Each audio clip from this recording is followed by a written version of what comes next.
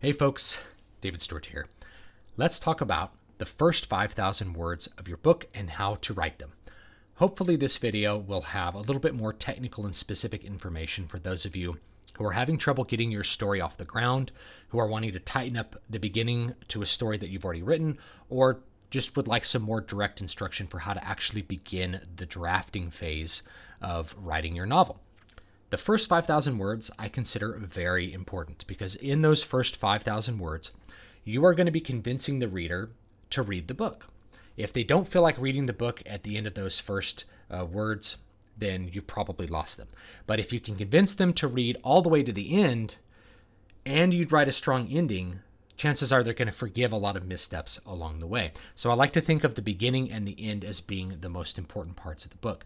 If you have a good, satisfying ending, and they close the book, they're going to feel good about it. And if you convince them to read to that satisfying ending, then you've done your first 5,000 words appropriately. You're going to have 3 goals for your first 5,000 words. Establish the setting, establish at least the protagonist, if not some additional characters, and establish the main conflict and the initial plot goals. Your plot goals are going to change as you go through the entire process of writing the book, but you want to have at least the first step in mind and have some urgency for that first step.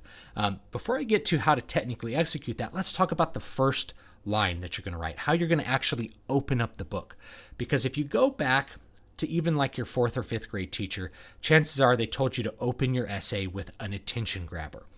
But they may not have told you what an attention grabber is. I certainly was never told that.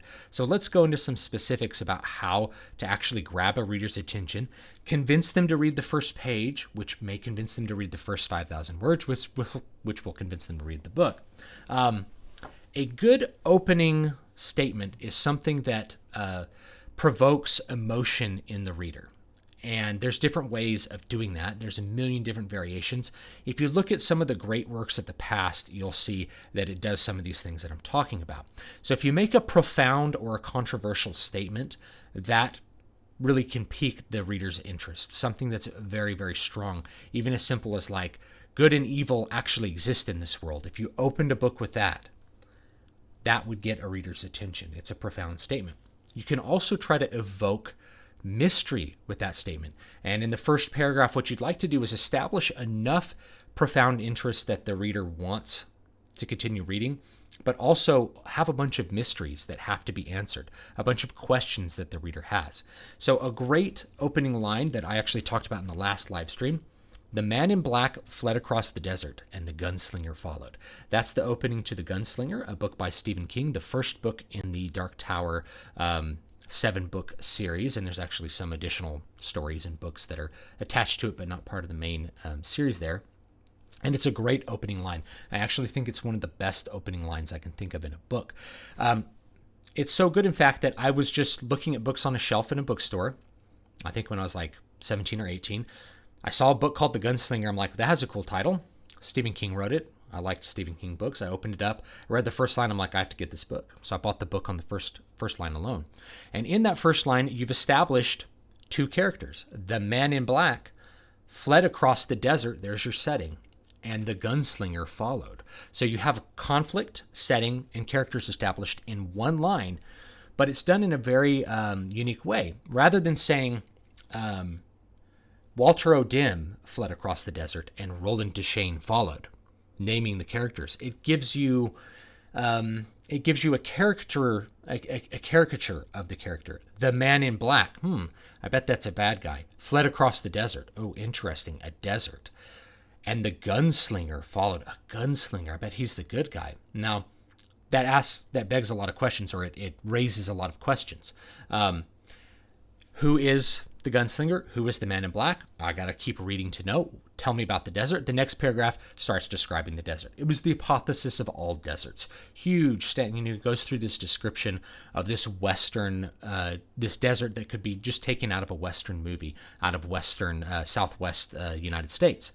And the book really proceeds from there. So when you look at that opening line, the strength of it is that it gives you some information, but asks some questions or asks you to ponder what those words actually mean. You can look at more of that stuff. It was the best of times, it was the worst of times, which is Charles Dickens. Oh, I wonder what the best times were and the worst times. I got to know what that means in the context of this story. Even if you go back to antiquity, if we look at the opening to the Odyssey, I'm going to read a translation. I think this translation is by Robert Fitzgerald. It's from the 1960s. Sing in me, muse, and through me tell the story of that man skilled in all ways of contending, the wanderer, harried for years on end, after he plundered the stronghold on the proud height of Troy. You're leading with a character, and you're telling something about the conflict right away. A man skilled in all ways of contending. Oh, he's a strong warrior.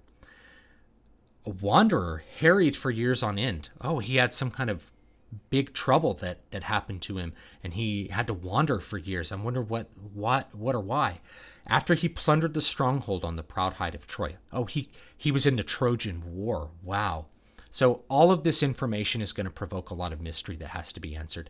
And you notice in both of those beginnings, the Stephen King one and the Odyssey, you have an establishing of setting, characters, and plot that are just enough to get the reader really interested in what the book is going to be about.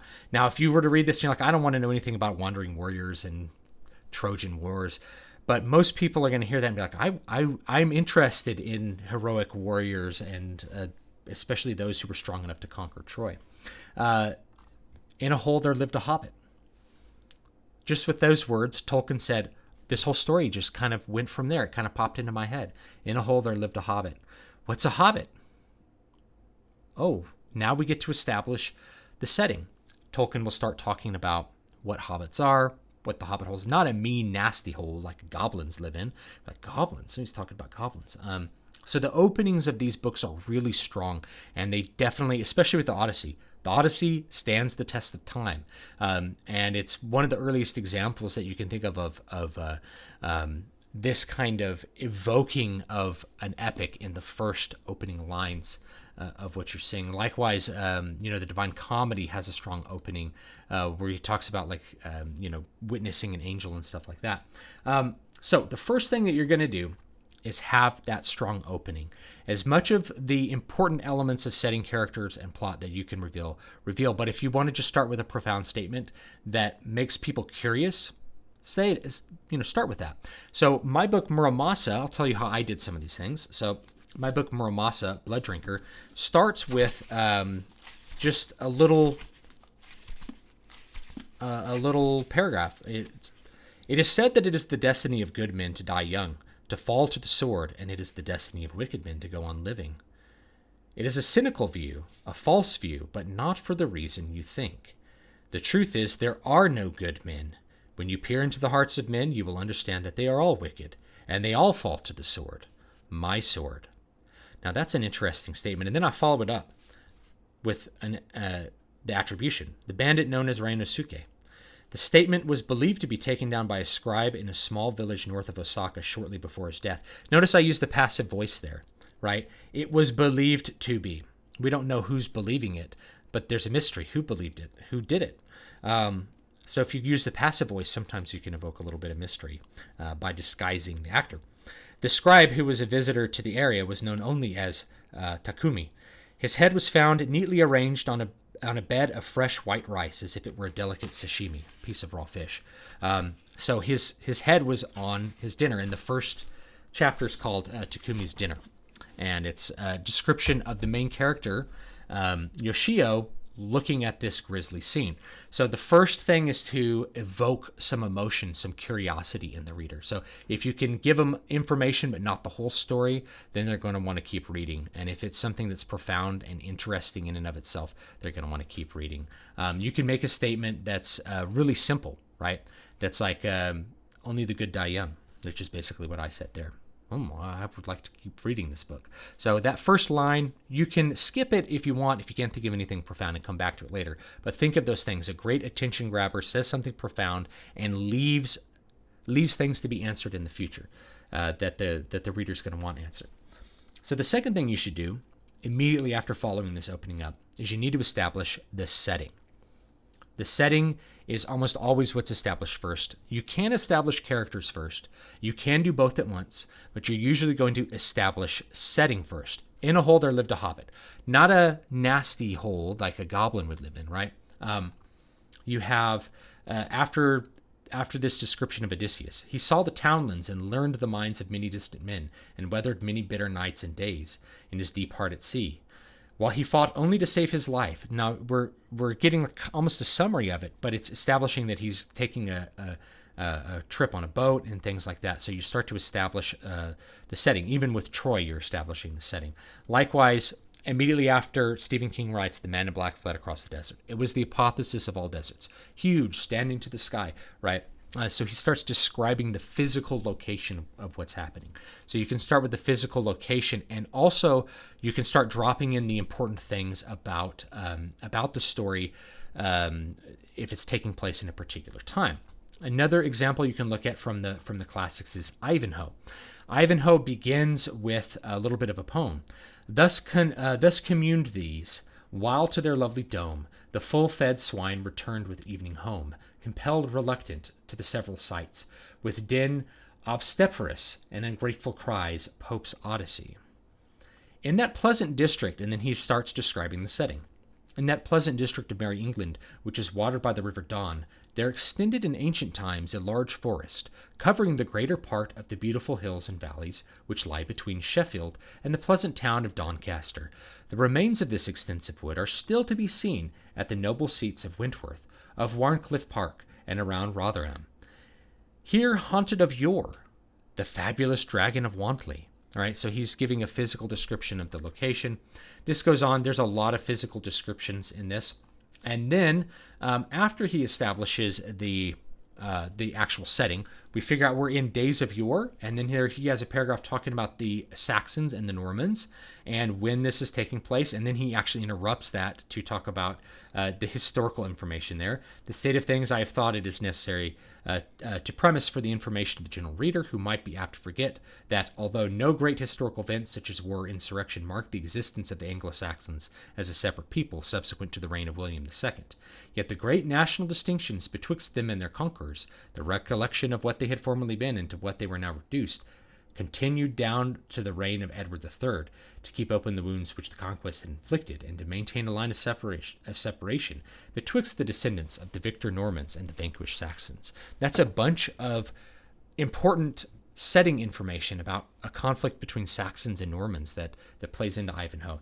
And then when you get down, he starts describing the setting sun, this, these oak trees that Roman soldiers might have seen, and finally, the human figures which completed this landscape. Now he gets to characters. So that's the next part that you want to do, are characters. The human figures which completed this landscape were in number 2, partaking in their dress and appearance of that wild and rustic character which belonged to the woodlands of the West Riding of Yorkshire at that early period. And then he has a bunch of very specific physical descriptions of what these particular 2 men were wearing, and that's going into the next thing. So first you have an opening. Second, you establish a setting. Third, you establish the character. You start talking about the character that's there, what maybe he looks like. You start revealing information about his role in society. So if you're reading Ivanhoe, and I'll link a copy of the Ivanhoe text. If you've never read Ivanhoe, it's a book I think most people who are interested in historical fiction or adventure novels or fantasy, they probably ought to read Ivanhoe at some point.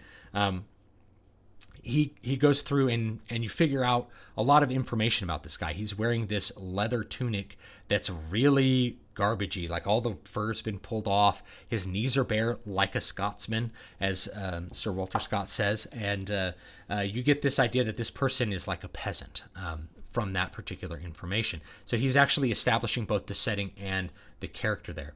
And so when you're writing your character, what you want to have your character do sometime at the beginning of the book, and preferably pretty early on in the first 5,000 words of the book, you want that character to express something fundamental about their being.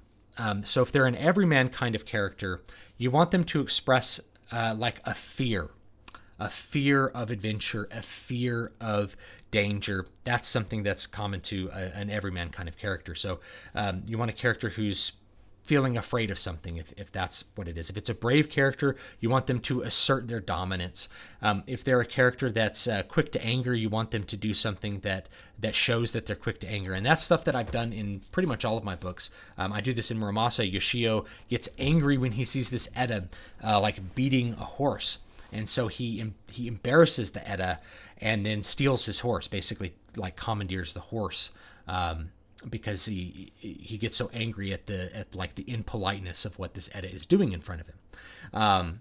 And so I do that with lots of things. Now, if you look at the beginning of Needle Ash, which you can read for free on Amazon, this first book, which is called Knives of Darkness, I do basically a lot of the same things that I'm talking about here.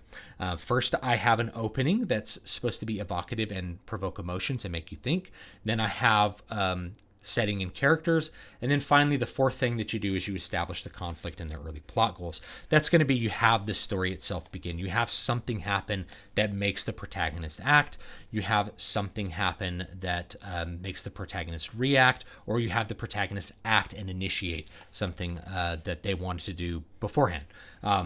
So in this one, what I did is I had a rather long piece of verse here.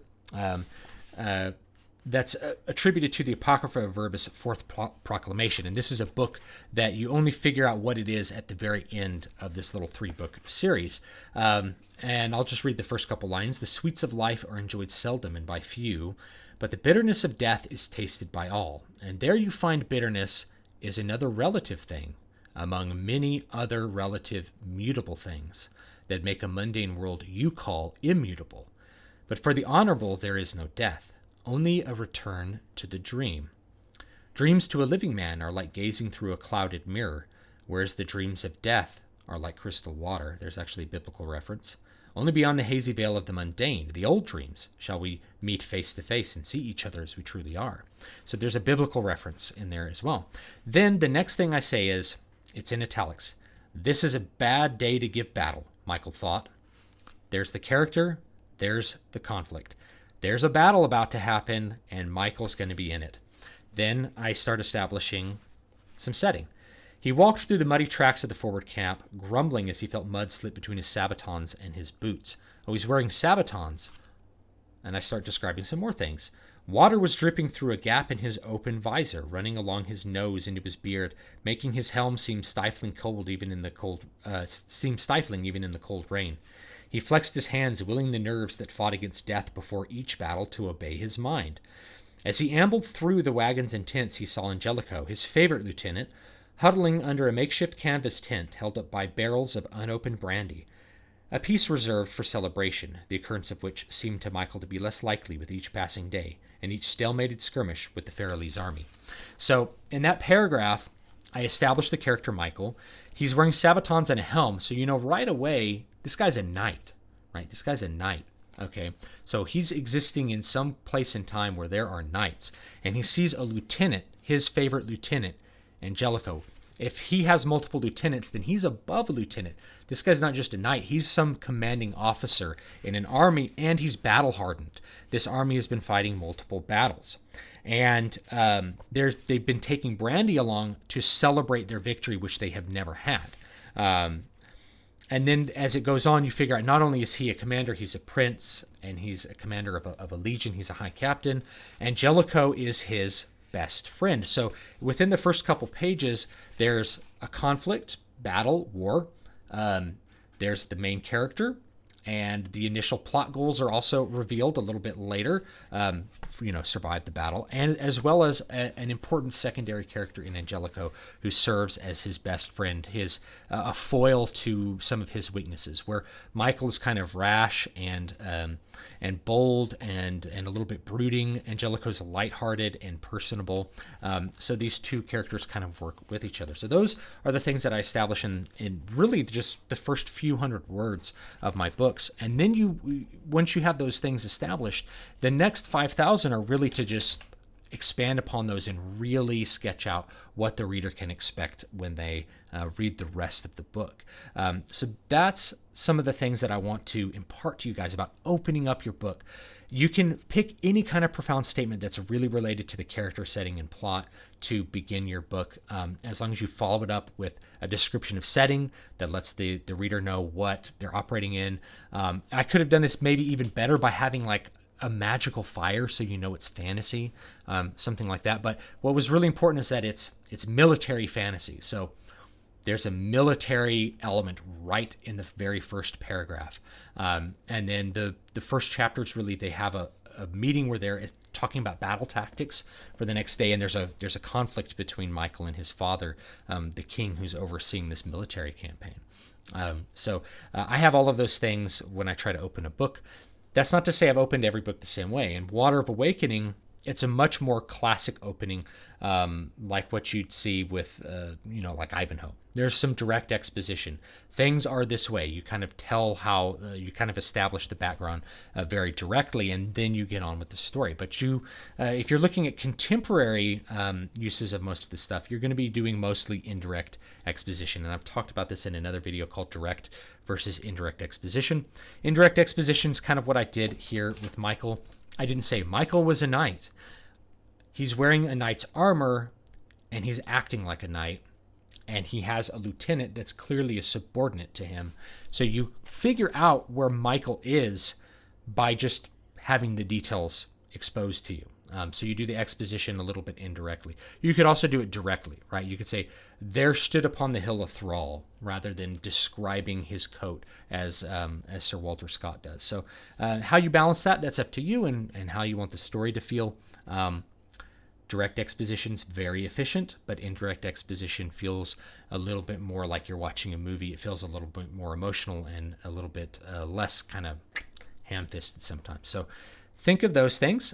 First thing to do, find a cool opening. Then you want to establish the setting. Then you want to introduce the character and establish everything about him. And then fourth, you want to begin establishing the important elements of the plot to get the story off and running.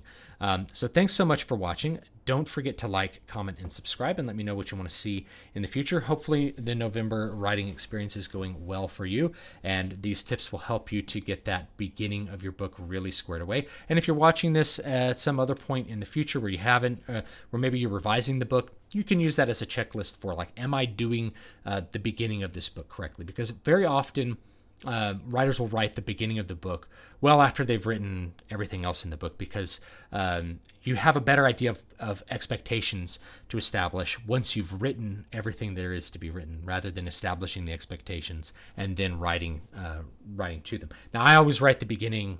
I write all my books linearly, just so you guys know. I don't write them out of order. I don't write the beginning later. Some people do. So that's why I'm telling you. But I write everything linear. So anyway, I'll see you guys next time, and hopefully you will have a great day.